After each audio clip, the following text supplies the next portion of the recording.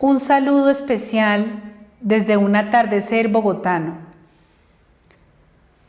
Saludo a todos los participantes del grupo de Loreto. Mi nombre es Beatriz Eugenia Luna de Aliaga. Soy abogada de la Universidad del Rosario y durante mi vida profesional he tenido experiencia en las áreas de derechos humanos, derecho constitucional y derecho penal. También he tenido la fortuna de participar en diferentes consultorías nacionales e internacionales sobre los temas de derechos humanos, trata de personas y migraciones. Mi alegría no es solo profesional, sino también personal, puesto que mi padre es colombiano y mi madre es limeña peruana.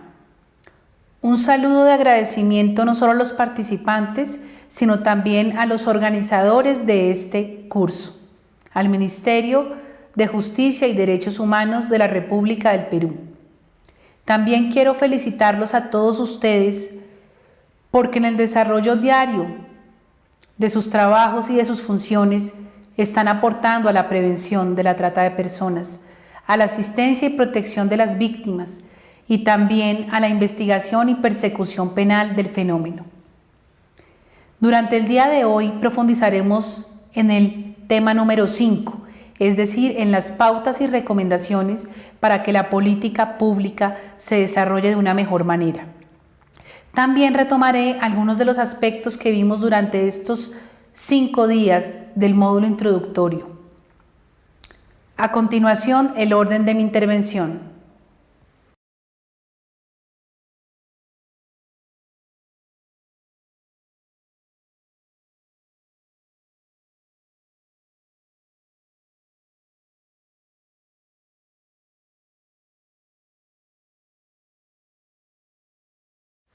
En la primera parte abordaré la trata de personas.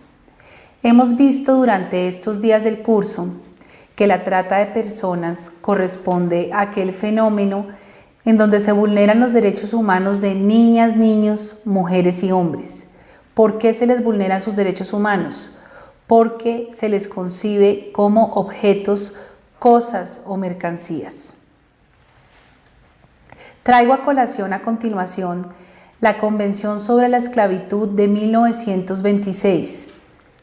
Me permito leer su artículo primero, que en su primera parte indica: la esclavitud es el estado o condición de un individuo sobre el cual se ejercitan los atributos del derecho de propiedad o algunos de ellos. En la segunda parte de ese artículo indica: la trata de esclavos comprende todo acto de captura, adquisición o cesión de un individuo para venderle o cambiarle, todo acto de cesión por venta o cambio de un esclavo adquirido para venderle o cambiarle, y en general todo acto de comercio o transporte de esclavos. Aunque esta disposición es de 1926, nos damos cuenta que actualmente, en el año 2016, sigue vigente. ¿Por qué?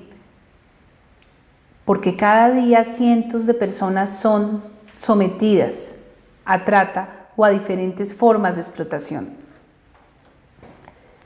Pensemos por unos minutos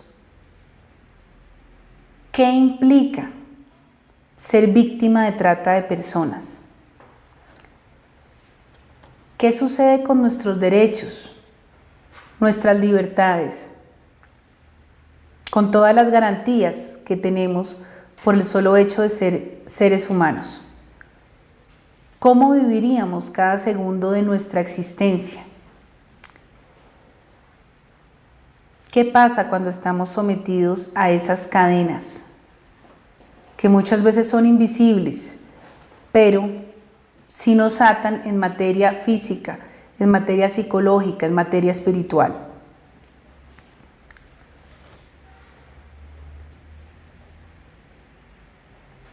Es importante indicar que en esta situación todas nuestras garantías se ven quebrantadas.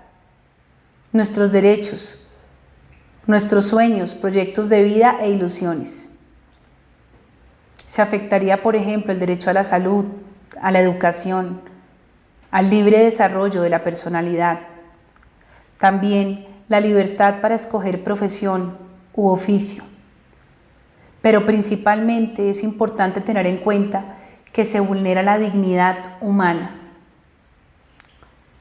Para abordar el tema de la dignidad humana, quiero compartirles una importante sentencia de la Corte Constitucional Colombiana que les puede servir a ustedes como ejemplo, como ejercicio de derecho comparado.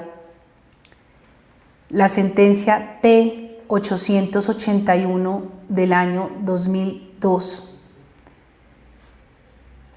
En esta sentencia, la Corte indica que la dignidad humana tiene 3 características o 3 dimensiones. La primera es como un valor para el Estado colombiano.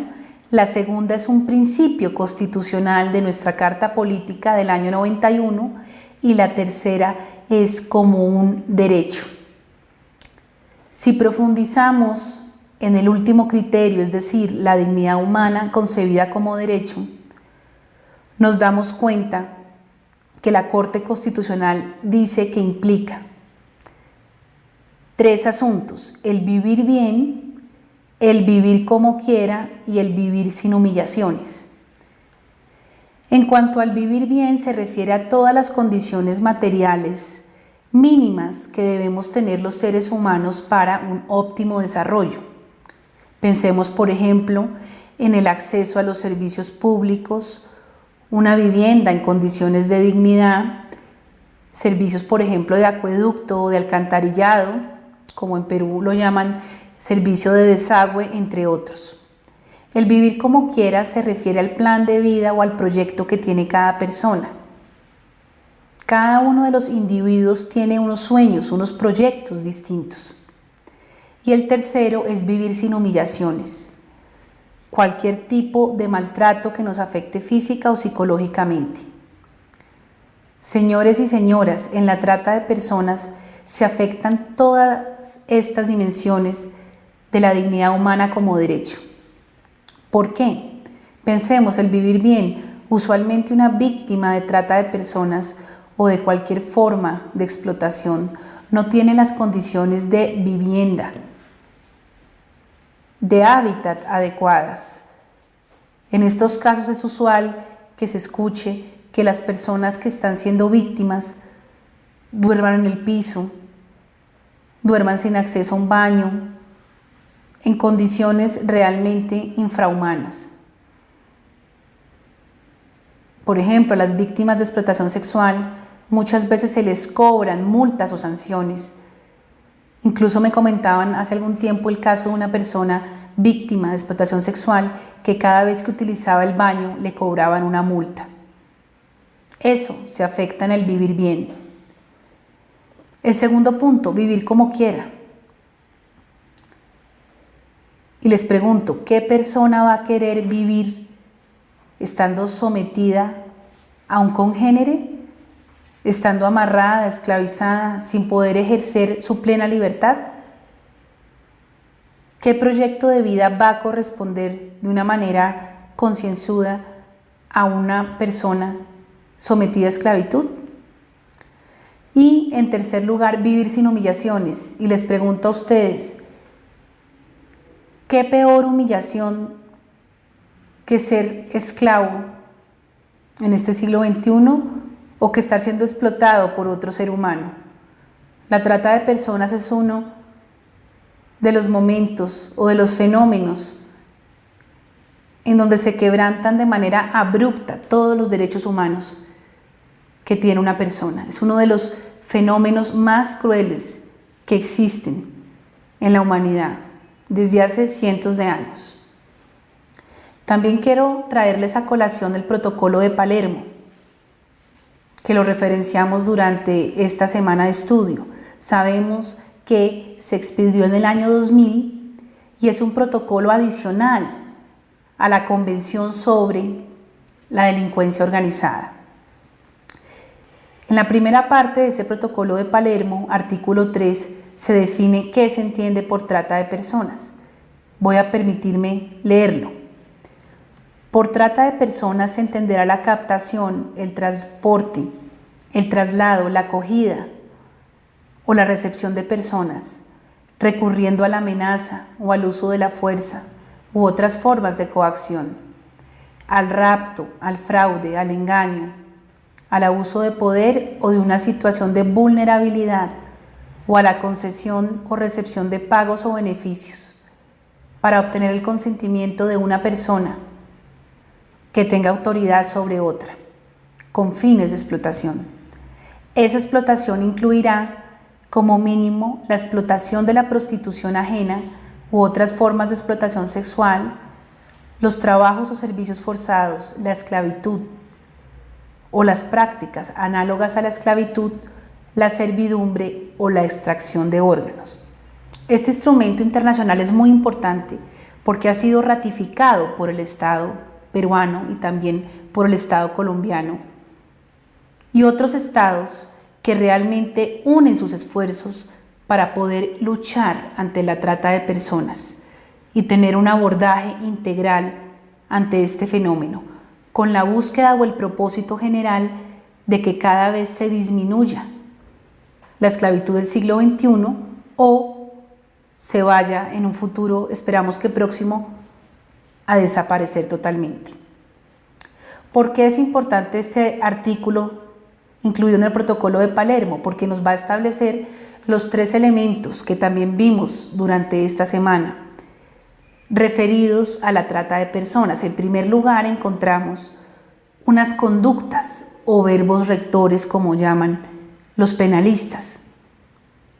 Estas abarcan todo el ciclo de explotación de la persona víctima y se refieren a la captación, al traslado, a la acogida o a la recepción de esas personas. También se encuentra que es usual en esta cadena de verbos rectores que existan falsas ofertas laborales en el extranjero u en otros lugares del Perú.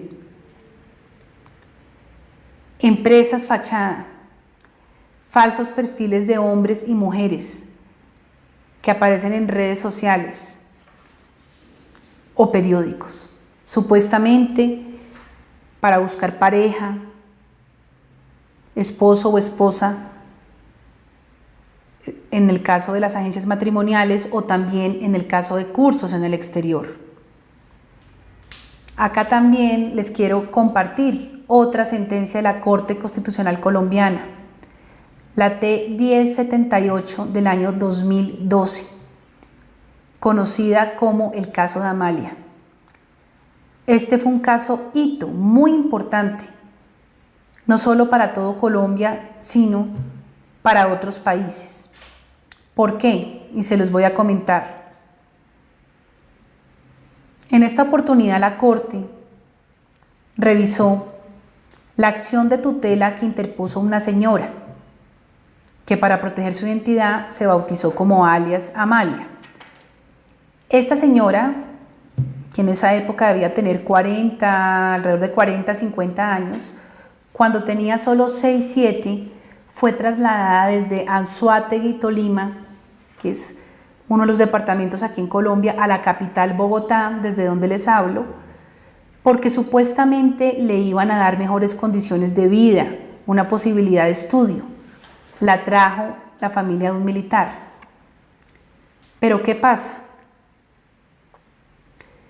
Esa niña, cuando llegó a Bogotá, empezó a ser explotada en servidumbre doméstica, atendiendo a la esposa y a la familia de este militar.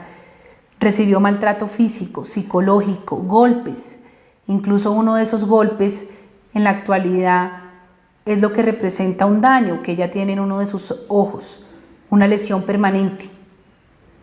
Ella también fue víctima de explotación sexual, no solo por parte de este militar, sino por varios miembros de su familia. La niña no logró tener ningún tipo de estudio. Ella después de muchos años logra escapar, pero vuelve a donde la familia del militar pidiendo información sobre su pasado, quién era su madre, cómo era su verdadero nombre. Entonces ya la señora, después de muchos años, recurre a esta acción de tutela, que en otros países se llama amparo, para proteger sus derechos fundamentales. Ella pedía saber su historia, conocer lo fundamental que debe tener un ser humano. La Corte decidió protegerla, pese a que los dos primeros jueces penales que conocieron de este caso le habían negado la protección, ¿no?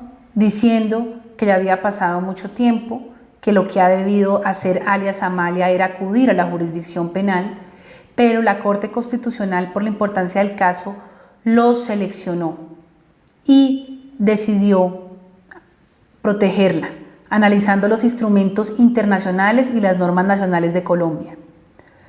La Corte la protege, dice que la Corte Constitucional no puede determinar una condena, porque eso no es de su competencia, eso sería ya de la Corte Suprema de Justicia, Sala de Casación Penal, pero implica que le va a proteger el derecho a la identidad, el derecho a la familia, a la justicia, también a la verdad, a la reparación que tiene Amalia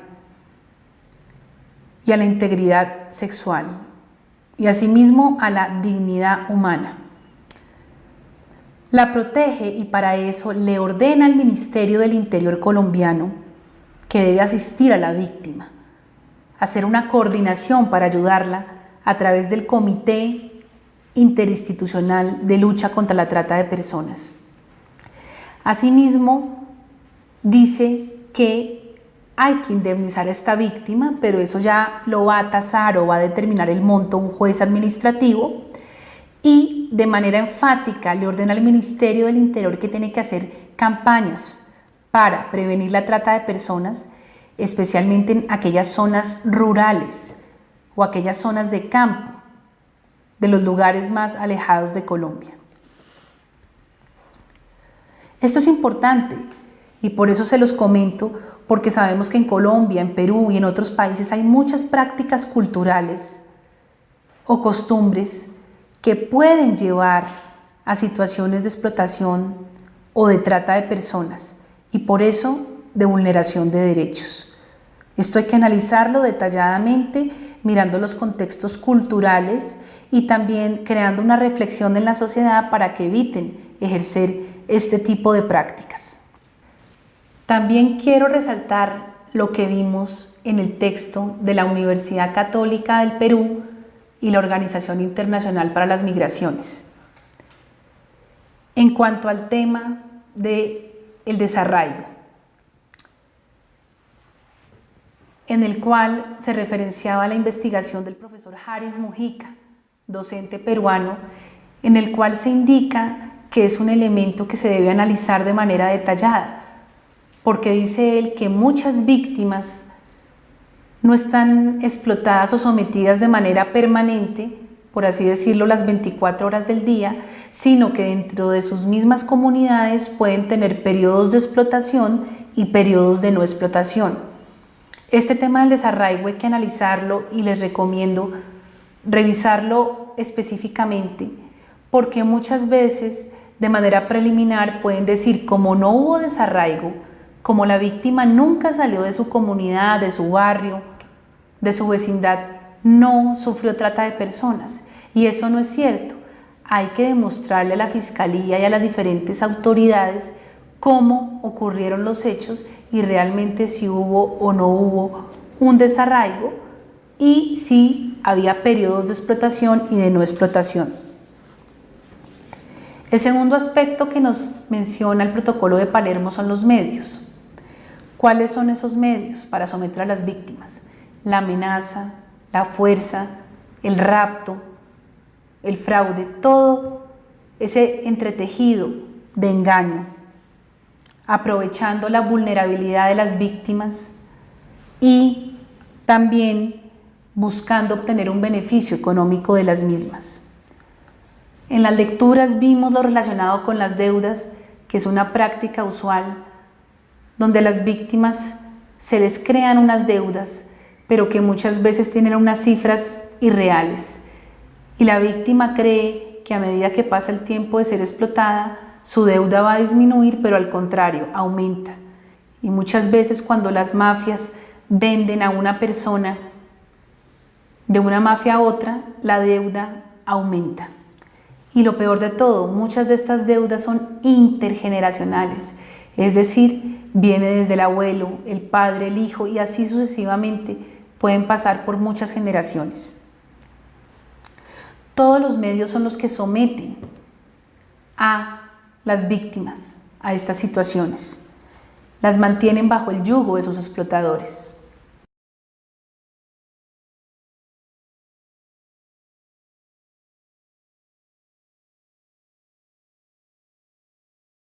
En tercer lugar, el Protocolo de Palermo nos menciona los fines de explotación y entre ellos está la prostitución ajena, otras formas de explotación sexual, también contempla trabajos o servicios forzados, lo relativo a la esclavitud o prácticas análogas a la esclavitud, la servidumbre, la extracción de órganos. Es importante indicar que el documento internacional contempló estas modalidades o fines de explotación, pero que en algunos países como Colombia y Perú, el legislador quiso abarcar de manera expresa otras modalidades, incluyéndolas en sus respectivas leyes penales. Aquí resalto que, por ejemplo, en Colombia, en el artículo 188A de nuestro Código Penal, el legislador incluyó el turismo sexual, el matrimonio servil y la mendicidad ajena como 3 modalidades específicas para el caso colombiano. En el Código peruano, la situación es similar, ya que el legislador agregó 4 modalidades que vimos de manera expresa: la esclavitud sexual, la venta de niños, el sometimiento a mendicación o a mendicidad y la extracción o tráfico de tejidos humanos. Es importante recordar, y así lo vimos en las lecturas, que la explotación sexual no solo abarca lo referido a la prostitución ajena. Recordemos que también hay otras modalidades como la pornografía y el turismo sexual. En relación a la explotación laboral, en términos generales, se encuentran actividades que son desarrolladas de manera incorrecta en temas de agricultura, en ámbitos de tala ilegal de madera, minería, trabajo doméstico, entre otras situaciones, que no solo acontecen en Perú, sino en otros países.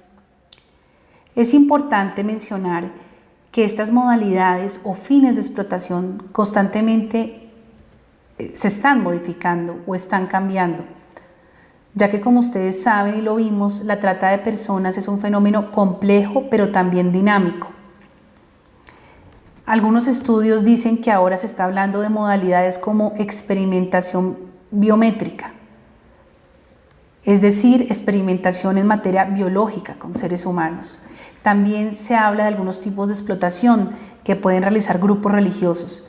Eso es importante que lo tengamos en cuenta en nuestro panorama, porque estas modalidades poco a poco van cambiando y por eso se necesita que desde la justicia, desde la investigación que hace la Fiscalía y desde diversos espacios como el de prevención se tenga en cuenta. Como hemos visto, la trata de personas es un fenómeno en el cual se cosifica, se mercantiliza a los seres humanos, sin distinguir su raza, su sexo, sus creencias, su nacionalidad. Se les vulneran sus derechos humanos y sus garantías. Asimismo, aunque es un fenómeno de vulneración de derechos humanos, también se considera como un delito y así está contemplado o tipificado en la legislación peruana, la colombiana y la de otros países. Esto es importante para que lo tengamos en cuenta, porque siempre hay que tener un enfoque de derechos humanos, porque si nos limitamos solo al ámbito penal, la protección puede ser más reducida. Hay que tener el panorama de una vulneración de todas las garantías humanas. Es importante recordar que la trata de personas se puede presentar de manera interna, es decir, al interior del Perú, pero también de manera externa o internacional, es decir, hacia otros países. Por eso en la trata de personas se habla de lugares de origen, de tránsito y de destino. Asimismo, es importante tener en cuenta que un concepto es la trata de personas, que ya vimos con los elementos que tiene, y otro es el asociado con otras formas de explotación. Es necesario hacer un análisis profundo en cada caso concreto para establecer cuáles son las normas aplicables, cuál es la protección que se debe dar, cuáles autoridades o entidades deben actuar al respecto. Esto determina qué se debe hacer en prevención, en investigación y en protección. No toda forma de explotación puede constituir trata de personas. Eso hay que irlo analizando y hay que irlo estudiando de manera detallada. Otro aspecto que quiero resaltar y que vimos durante todos estos primeros días, este primer módulo introductorio, es el tema de las diferencias entre trata de personas y tráfico ilícito de migrantes. Vemos en términos generales que en los dos fenómenos se vulneran derechos humanos, hay riesgos para niños, niñas, mujeres y hombres de varias edades. Ya vimos en qué consiste la trata de personas, en donde se afecta principalmente la dignidad humana, los distintos derechos y garantías, pero es importante saber que en cuanto al segundo fenómeno, es decir, al tráfico ilícito de migrantes, los instrumentos internacionales lo definen como aquel ingreso o desplazamiento dentro de un país sin cumplir la normativa migratoria o la reglamentación vigente. Necesariamente, eso implica un provecho económico para el traficante de personas. El tráfico ilícito siempre implica un cruce de fronteras o un movimiento transfronterizo de las víctimas, es decir, un desplazamiento dentro de varios países o por varios países. Un claro ejemplo es lo que se presenta en la frontera entre México y Estados Unidos con el tema de los traficantes que se les conoce con el nombre de coyotes, ¿no? Ellos, a cambio de un beneficio económico, están permitiendo o buscan facilitar el desplazamiento de estas personas, que muchas veces se mueren en el desierto, pero a los traficantes no les importa si la persona se muere, se deshidrata, cae herida, etc., no les interesa. Pero si logran hacer la travesía, una vez llegan a la frontera, como dicen el traficante, se lava las manos y deja que la víctima siga su trayecto.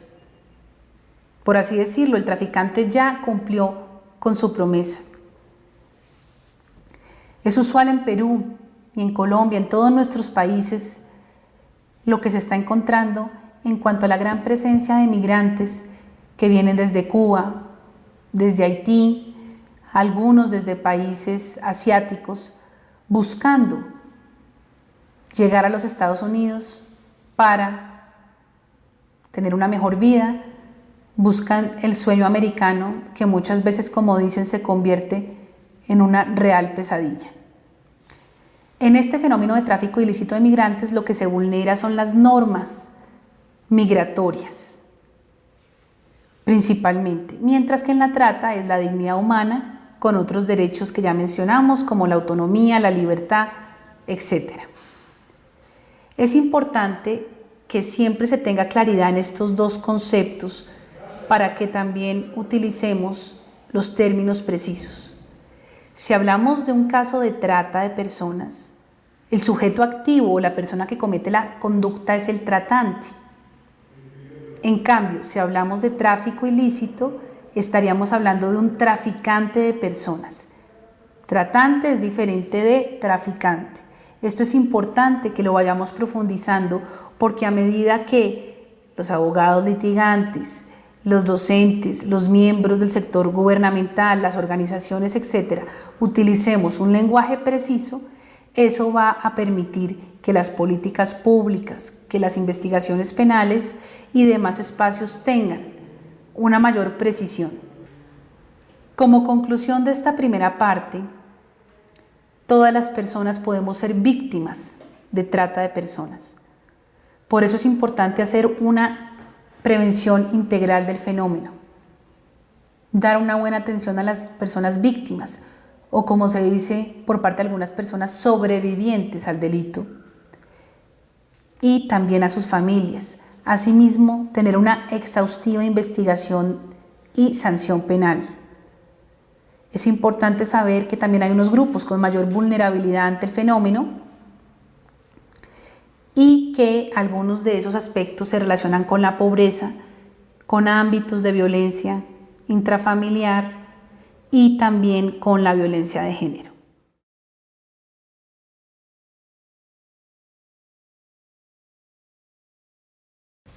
Como segundo punto, me referiré a algunas generalidades del contexto internacional. Sabemos que a nivel global, la trata de personas es un fenómeno de gran preocupación, de interés público para todos los estados, y por eso se busca llegar a un consenso para atenderlo de manera integral. Se requiere no solo el apoyo de los estados, sino también de los organismos internacionales, de las organizaciones no gubernamentales, también de la academia y del sector privado.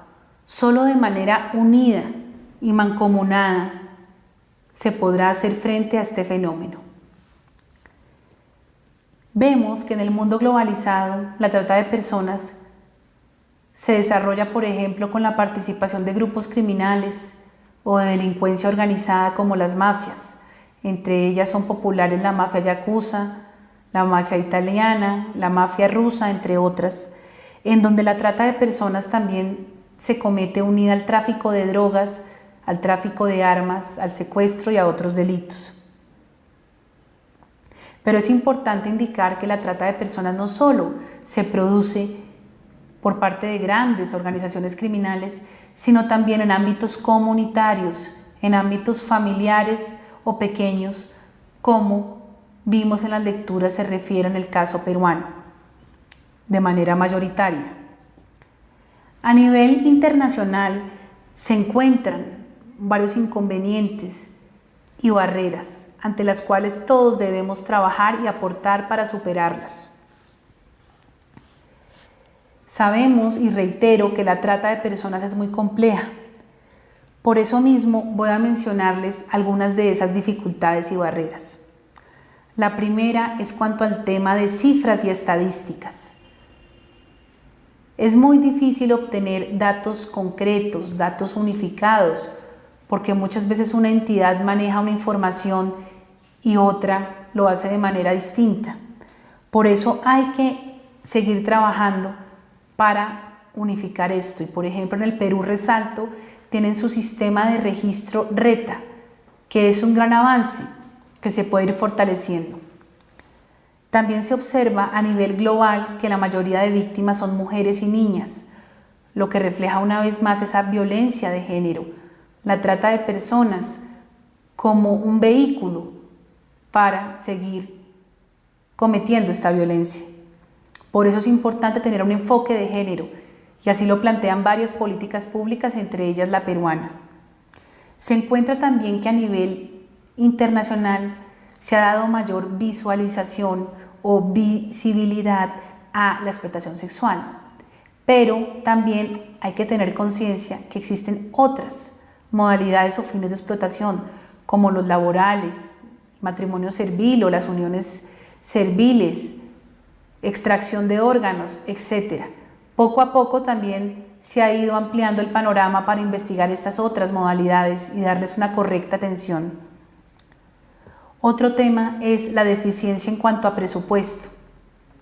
Sabemos que los recursos en dinero, en personal, en infraestructura, etc., son fundamentales para poder atender este fenómeno.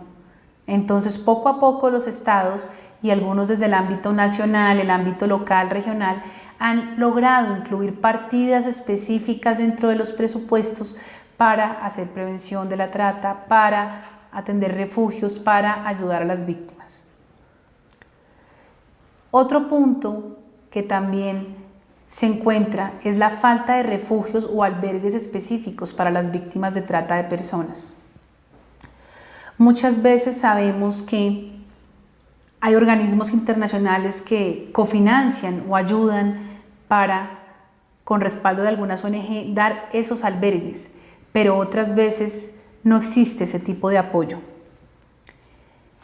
Este tema de los albergues también ha sido reconocido por la doctora Luisa María Cuculiza Torres. Ella es presidenta de la Mesa de Mujeres Parlamentarias del Perú, donde en un video intervención ella indicaba esa deficiencia y solicitaba al gobierno peruano ampliar los cupos. Decía que en el Perú solo había 10 cupos a nivel nacional, una cifra que no atiende las realidades.